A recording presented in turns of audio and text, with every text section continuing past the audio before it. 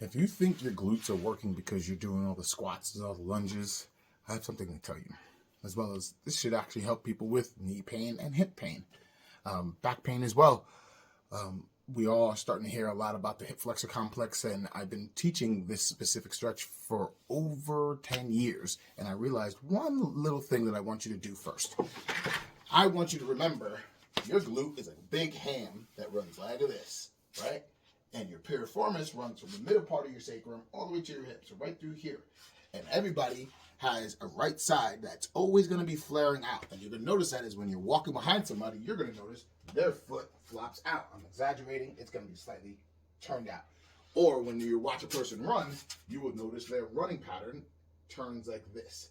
The back of their foot will come out and they'll turn ever so slightly out. That is proof the piriformis is functional and it's working more than your upper glute. So I want you now to touch right above the upper piriformis, and you stand up nice and straight with your hip, your shoulder in line with your hip socket right through here. Hip line stays straight like so. I want you to touch the upper part of your glute, and I want you to turn it on, turn it off, turn it on, turn it off. One, that might be really hard for some of you because there's something called sensory motor amnesia. Your body doesn't know that muscle exists. I'll explain something in a second. So when everybody's saying I do all my lunges, all my squats, and I got my glute ready, I have the barbell, and I'm doing my hip presses, all the different things, they don't realize that they're slightly using their piriformis. So this is what I want you to do. If you still think I'm messing with you, the stretch I used to teach all the time was I put my foot up here, make sure the leg is nice and straight, and I would do this to stretch the quad and stretch the hip flexor.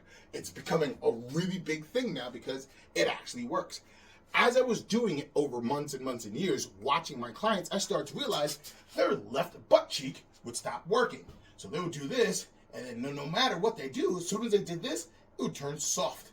And then they would do all the stretches, and they would do all this, and I realized they were getting a stretch here, but it was coming at the cost of their back. And it wouldn't be right away, but they would start getting left side back pain because their left glute was not functioning. So if you think I'm joking, I want you to go into a place where you're actually in somewhat of a walking position. And this is the stretch that a lot of people are starting to do, and they're getting all the way up. And if they get all the way up, I want you to see, does your left glute stay on? Come into here, have it come on. Does it lock on, or is it even on at all? Some people will start to have this protective mechanism that happens, and that's all because of sensory motor amnesia. And there's another law inside the body that if something in the front of the body turns on, something in the back of the body has to turn off. And there's those muscles all over the place. That's why there's back day and chest day. They're all working together.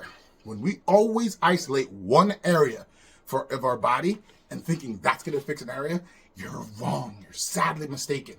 I want you to really start thinking about why is the body doing certain things, and then start asking questions. That's how I learned. I started mapping out all my clients. I'm like, all right, so why is this happening, this happening? And I figured it out, right? You just have to spend time with yourself. Good thing is you have your whole body to yourself all the time. You just have to start tweaking it and playing with it, and then start asking questions. So this is what I want you to do. A couple things. One, never think one muscle, one action is going to fix anything inside the body, because there's always going to be pros and cons to something, because the body is infinite in its capabilities. You're just messing with it. Number two, don't expect video to be training and teaching.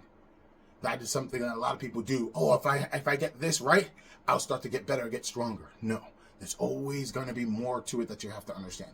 Go get some tutelage. And number three is be gentle with yourself. Everything that you do, find a safe place to do it in, and then play with it and tweak with it and see how you can max out and hit your wall so you can actually become stronger. Hopefully this helped. See you on the next one.